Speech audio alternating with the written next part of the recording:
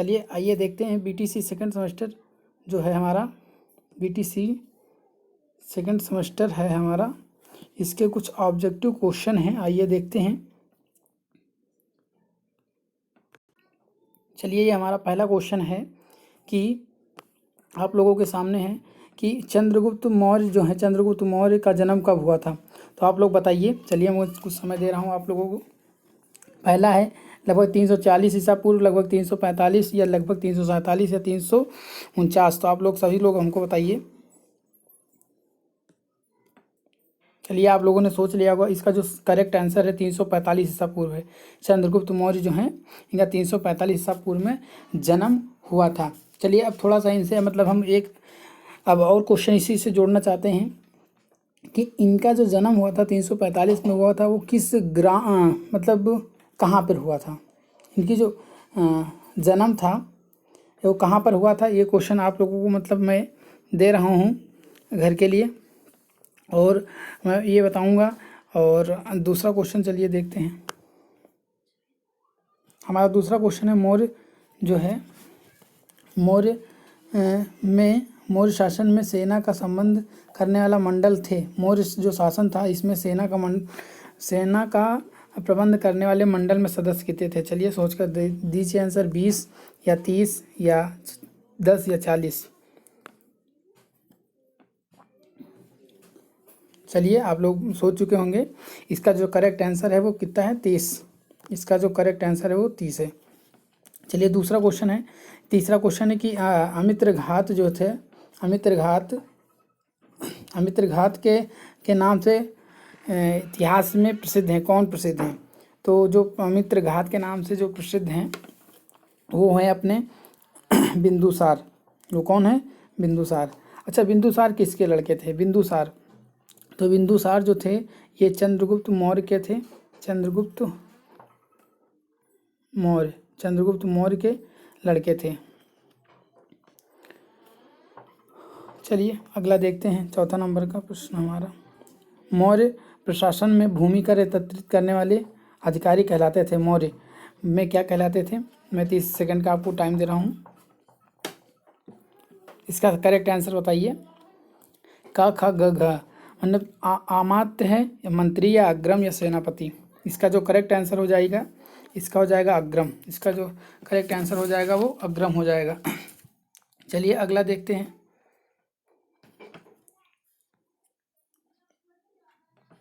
तो हमारा जो अगला क्वेश्चन है, गुप्त वंश का संस्थापक था। गुप्त वंश जो थे, गुप्त वंश के संस्थापक थे। गुप्त वंश का संस्थापक कौन था, गुप्त वंश का संस्थापक आप लोग बताइए। क ख ग घ, तो इसमें जो थे वो श्रीगुप्त थे। गुप्त वंश के संस्थापक कौन थे, श्रीगुप्त थे। चलिए अगला क्वेश्चन है, देखते हैं। जो हमारा अगला क्वेश्चन है, दूसरा जो है नंबर वो ध्यान दीजिएगा, नंबर थोड़ा चेंज हो गया है टाइप करने में। तो ये है बुद्ध चरित्र के लेखक कौन थे, बुद्ध चरित्र के लेखक कौन थे। तो आप लोग सभी लोग बताइए बुद्ध चरित्र के जो लेखक थे कौन थे। बुद्ध चरित्र के जो लेखक थे, आप लोग को टाइम दे रहे हैं, बताइए। अश्वघोष थे, इसके लेखक कौन थे, अश्वघोष थे। आप लोग कमेंट बॉक्स में ज़रूर बताना कि हमारे कितने सही हो रहे हैं। चलिए तीसरा हमारा अगला जो क्वेश्चन है ये है, ये नंबर हम थोड़ा रफली कर दे रहे हैं। ये नंबर है मतलब गुप्त युग का महान वेद कौन था, गुप्त युग जो थे उसमें का महान वेद कौन था। तो हम बताएंगे, आप लोग सोच कर बताइए कि इसका करेक्ट आंसर क्या है। इसका जो करेक्ट आंसर है वो धन्वंतरी है। इसका करेक्ट आंसर क्या है, धन्वंतरी। अब देखिए चरक थे तो मतलब प्रसिद्ध थे, और चरक भी काफ़ी थे, पर ये जो थे ये कनिष्क के शासनकाल में थे। किसके शासनकाल में थे, ये कनिष्क के शासनकाल में थे, ये कनिष्क के शासनकाल में थे। अच्छा धन्वंतरी जो थे, धन्वंतरी ये 9 रत्न जो थे, गुप्त युग में जो 9 रत्न थे उनमें से ये जो थे ये प्रमुख थे, 9 रत्नों में प्रमुख थे। चलिए अगला, शून्य के आविष्कार। तो शून्य का आविष्कार तो आप लोग सभी लोग जानते होंगे, किसने किया था, आर्यभट्ट ने किया था। किसने किया था, आर्यभट्ट ने किया था। चलिए अगला क्वेश्चन देखते हैं, कौन सा है हमारा।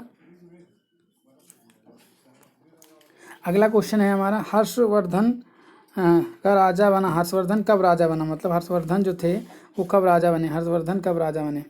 तो हर्षवर्धन जो राजा बने वो किस समय में बने, का ख ग घ, तो 606 में राजा बने। अब इनका हम थोड़ा सा बताएंगे कि जो हर्षवर्धन थे 606 में तो राजा बने। अच्छा चलिए, हर्षवर्धन का जन्म कब हुआ, तो इनका जो जन्म हुआ था वो 590 में सुन लीजिए, सही से चल नहीं रहा है आज हमारा पेन। 590 ईस्वी में हुआ था, 590 ईस्वी में हुआ था। और इनकी मृत्यु जो हुई थी वो 647 में हुई थी। कब हुई थी, 647 में हुई थी। चलिए अगला क्वेश्चन हमारा जो है कि हर्षचरित के लेखक हैं, हर्षचरित के बाणभट्ट हैं या हर्षवर्धन है या हैनसोंग है या कालिदास है। तो इसका आप लोग करेक्ट आंसर बताइए, कौन है इसके जो सेकंड नंबर का हर्षचरित के लेखक कौन है। तो हर्षचरित के लेखक जो हैं वो हैं हमारे बाणभट्ट। वो कौन है, बाणभट्ट। अब अगला क्वेश्चन है, महामोक्ष परिषद का आयोजन होता था। महामोक्ष परिषद का आयोजन कहाँ होता था, कन्नौज में, थानेश्वर में, प्रयाग में, पाटलिपुत्र में। तो महामोक्ष जो था, आप लोगों को टाइम दे रहे हैं, बताइए इसका जो करेक्ट आंसर हो जाएगा वो कहाँ था, प्रयाग में। इसका जो करेक्ट आंसर होता है वो प्रयाग में होता था। और हर पाँचवें वर्ष यहाँ पर मतलब महामोक्ष का परिषद होता था। अच्छा कौन करता था, ये जो महामोक्ष परिषद होता था कौन करते थे, हर्षवर्धन करते थे। कौन करते थे, हर्षवर्धन करते थे। चलिए हमारा अगला क्वेश्चन जो है, अगला क्वेश्चन है, कन्हेरी का बौद्ध विहार शिक्षा का केंद्र था। कन्हेरी जो था, बहुत इंपॉर्टेंट क्वेश्चन है, हम इसको इम्पोर्टेंट रखेंगे। कन्हेरी का बौद्ध विहार शिक्षा का केंद्र था। तो जो कन्हेरी था, हम इसमें बात करेंगे, ये जो था ये पल्लव के लिए मतलब था। शिक्षा विहार का केंद्र कब था, ये पल्लव के समय में था। चलिए अगला क्वेश्चन है हमारा कि मत्तविलास प्रश्न कृति संबंधित है। तो किससे संबंधित है, मत्तविलास। मत्तविलास जो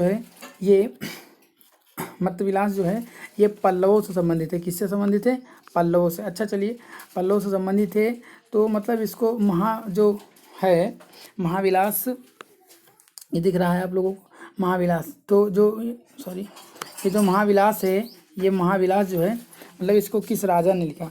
तो इसको जो राजा लिखे थे वो महेंद्र वर्मन लिखे थे। कौन लिखे थे, महेंद्र वर्मन ने लिखा था। महेंद्र वर्मन ने लिखा था। चलिए अगला क्वेश्चन है हमारा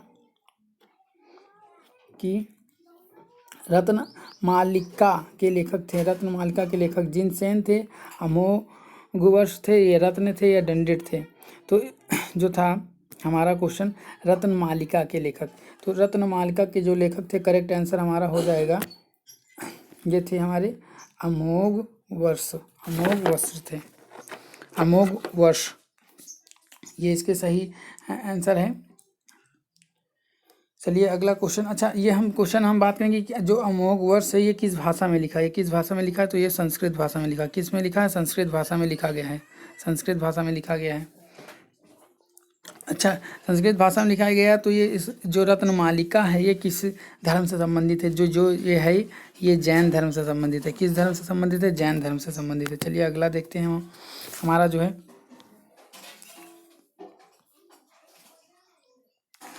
अगला है हमारा कि चंद्रमा जो है, चंद्रमा का परिक्रमण पथ है। चंद्रमा का परिक्रमण पथ तो आप सभी लोग जानते होंगे, जो चंद्रमा का परिक्रमण पथ है वो दीर्घवृत्ताकार है। कौन सा है, दीर्घवृत्ताकार है। दीर्घवृत्ताकार, इस पर को कर दीजिए, ये जो है दीर्घवृत्ताकार है। चंद्रमा की पृथ्वी, दूसरा क्वेश्चन है, चंद्रमा की पृथ्वी से निकटतम स्थिति कहलाती है। चंद्रमा से जो है, चंद्रमा से क्वेश्चन ध्यान देना कि चंद्रमा से पूछ रहा है पृथ्वी के निकटतम स्थिति क्या कहलाती है। तो चंद्रमा जो है, चंद्रमा से जो होती है दूरी, इसको जो वास्तविक नाम होता है उसको हम कहते हैं सुपर मून। तो उसको क्या कहते हैं, सुपर मून।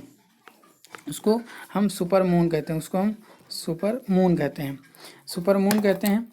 या इसको हम लोग कहते हैं पैरिजी फुल मून, पैरिजी फुल मून कहते हैं इसको, या फिर पैरिजी फुल मून कहते हैं। तो पैरिजी फुल मून हो गया। चलिए अगला हमारा क्वेश्चन जो है वो है कि चंद्रमा की परिघटना होती है, चंद्रमा की जो परिघटना है वो क्या होती है, चंद्रमा की परिघटना जो होती है कब होती है। तो इस पर हम थोड़ा सा बात करेंगे कि जो चंद्रमा की परिघटना होती है, चंद्रमा की जो परिघटना होती है वो पूर्णिमा को होती है। कब होती है? पूर्णिमा में, पूर्णिमा में, इसका पूर्णिमा सही है। अच्छा, चंद्रमा की जो परिघटना होती है वो पूर्णिमा को होती है। तो सूर्य ग्रहण जो होता है, सूर्य ग्रहण, चंद्र ग्रहण की परिघटना जो होती है पूर्णिमा को, तो सूर्य ग्रहण की परिघटना कब होती है? तो सूर्य जो ग्रहण होता है इसकी जो परिग्रहण होती है, इसकी जो परिघटना होती है वो होती है अमावस्या के दिन। कब होती है? अमावस्या के दिन। तो ये क्वेश्चन इंपॉर्टेंट था इसलिए हमने बता दिया। चलिए अगला क्वेश्चन देखते हैं कि पृथ्वी, मतलब जो अगला क्वेश्चन है कि पृथ्वी से का निकट, सबसे निकटतम निकटस्थ उपग्रह है। तो सबसे निकटस्थ जो है वो कौन सा? तो उपग्रह पूछा है, उपग्रह पूछा है पृथ्वी का सबसे निकट। तो पृथ्वी का एक ही उपग्रह है, वो कौन है? चंद्रमा। तो इसका सही आंसर क्या हो जाएगा? चंद्रमा। चलिए अगला देखते हैं। अगला जो है हमारा लास्ट वाला देखिए, ये क्या हो गया, चलिए, कि डायमंड रिंग का अवलोकन होता है, डायमंड रिंग। तो इसका अवलोकन आप लोग सोच के बताइएगा। इसको हम कमेंट बॉक्स में अपने दिए दे रहे हैं कि इसका डायमंड रिंग का अवलोकन कब होता है, डायमंड रिंग का अवलोकन कब होता है। आप लोग हमारे कमेंट में जरूर जा करके बताना इसका कब होता है। चलिए अगला देखते हैं कि धरातल में परिमंडलों की संख्या है। तो धरातल में जो परिमंडल हैं वो कितने हैं? तो आप सभी शायद जानते हो जो परिमंडल हैं वो हमारे धरातल में कितने हैं? 6 हैं, 4 हैं, या 3 हैं, या 8 हैं। तो आप सभी को पता होगा 4 हैं। कितने हैं हमारे? 4। फिर अगला क्वेश्चन दिया, धरातलीय मृदा किस परिमंडल, धरातलीय मृदा किस परिमंडल का अभिन्न अंग है? धरातलीय। तो आप सभी जानते होंगे जो धरातलीय है वो किसका है अभिन्न अंग? धरातलीय जो मंडल है वो जलमंडल का है। किसका है? जलमंडल का। और अब अगला क्वेश्चन है हमारा कि विश्व की सबसे लंबी नदी है, विश्व की सबसे लंबी नदी कौन सी? विश्व की सबसे लंबी नदी है नील नदी। विश्व की सबसे लंबी नदी कौन सी है? नील नदी है।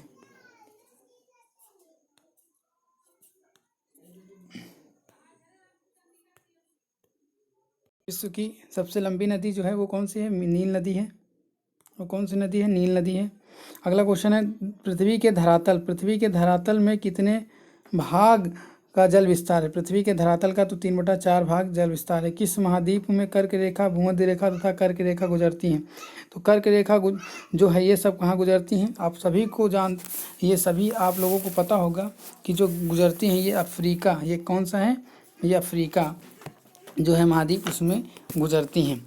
अगला चलिए हमारा को जो क्वेश्चन है वो कौन सा है देखते हैं कि अगला क्वेश्चन है, पृथ्वी की आंतरिक संरचना में कितने मुख्य भाग हैं? पृथ्वी की जो आंतरिक संरचना है, पृथ्वी की आंतरिक संरचना में मुख्य 3 भाग हैं। कितने भाग हैं? 3 भाग हैं। इसका सही आंसर, अच्छा चलिए हम पहले भाग का नाम बता दें कि पहला भाग कौन सा है। तो पहला भाग जो है उसे कहते हैं भूपर्पटी। क्या कहते हैं? भूपर्पटी।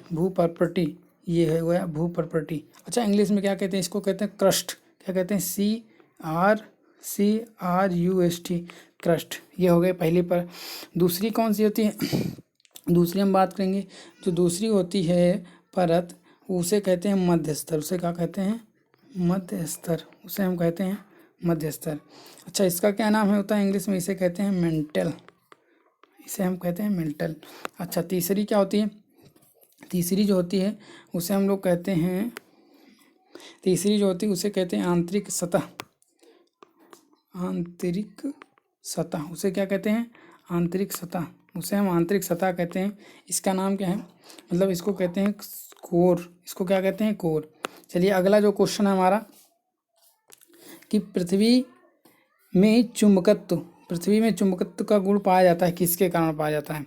आप सभी हमारे कमेंट में जाकर के बताइएगा। इसका सही आंसर जो है हमारे हिसाब से लौह तत्व है।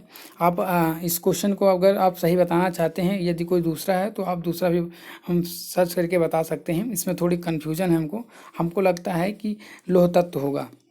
चलिए अगला जो क्वेश्चन है, इसका जो अगला क्वेश्चन है हमारा, ये चट्टानें कितने प्रकार की होती हैं? तो चट्टानें हैं, आप सभी को पता होगी, चट्टानें मुख्यतः जो होती हैं वो 3 प्रकार की होती हैं। चट्टानें मुख्यतः कितने प्रकार की होती हैं? 3 प्रकार की।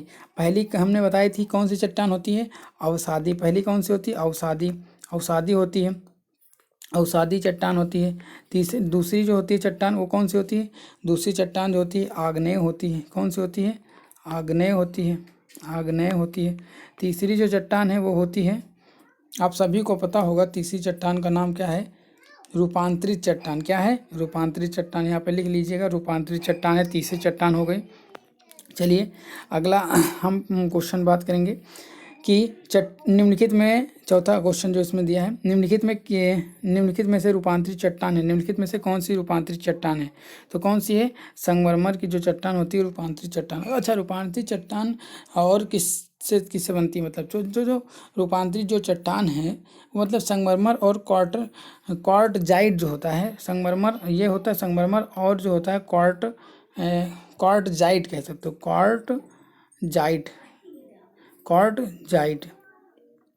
क्वार्टजाइट से मतलब इन दोनों से मिलता है। और भी कुछ पदार्थ होते हैं, तो इसका जो करेक्ट आंसर हो जाएगा वो संगमरमर हो जाएगा। अगला जो लास्ट हमारा क्वेश्चन है आज की वीडियो का, किन चट्टानों में जीवाश्म पाया जाता है? तो जीवाश्म किस में पाया जाता है? जीवाश्म जो पाया जाता है वो अवसादी में पाया जाता है। तो इस तरह से हमारे 30 क्वेश्चन सही हुए। आप बता सकते हैं हमारे कमेंट बॉक्स में आपके कितने सही हैं। चलिए इसी पर आज हम रुकते हैं, और हमारे चैनल को लाइक करें, सब्सक्राइब करें। जय हिंद, जय भारत।